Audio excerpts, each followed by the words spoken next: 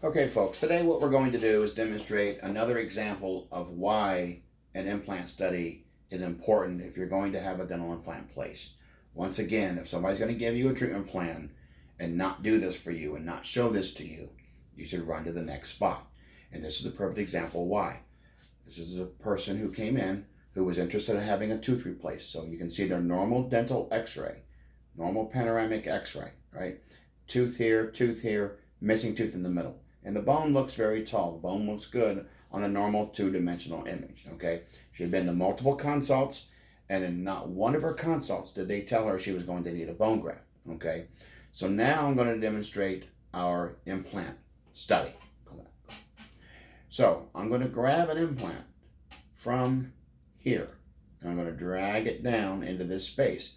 And what this three-dimensional software allows us to do is then look at this in all sorts of views, okay? So in this view, I'm looking straight down, okay, like from underneath. Now you can see I have a tooth here and a tooth here. So this allows me to center it both this way, but then also front and back. So now I've got this centered between these teeth. This is where the implant has to go. We have to place an implant where an implant has to go, okay? Now it's there, it's opposing the teeth, but now what do I have? I have an implant. Here's the other thing I want to demonstrate real quick. I'm going to choose a particular implant because this person actually does not have a lot of bone. I'm going to choose a tapered implant that allows me, and by the way, there are almost 1,100 implants on the market. I'm going to choose a particular brand, and in that brand, I'm going to choose a particular implant, okay? There are lots of implants on the market. They're not all the same, okay? Now I have an implant in place. Now I have jawbone back here. This implant is floating in space. This is the jawbone. There is no jawbone here. Even if I took this implant and placed it way back here, okay, does it do me any good to have an implant that's not out here with the rest of my teeth? No, it does me no good to place one back here. So if I go back here and place one where I have the jawbone, now I have an implant in place, in bone, but it's completely non-functional. My lower tooth's out here. What good does it do me to have an upper tooth back here? You don't want your upper tooth to be back here. You want your upper tooth to be out here next to your other two teeth, okay? Now, we did a bone graft on this person to recreate this bone. So let me show you what this looks like.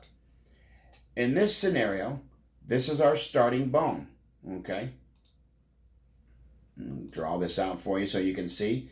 This is the jawbone we started with. This little triangle, okay? See how narrow it is here. The jawbone should come out to here. This is the missing space. So after our bone graft, you see this is my starting bone here. So this triangle, this was my starting bone. This is the bone graft here.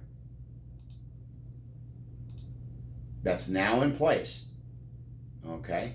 That's the additional bone. So I got from here to here. All of this is the new bone.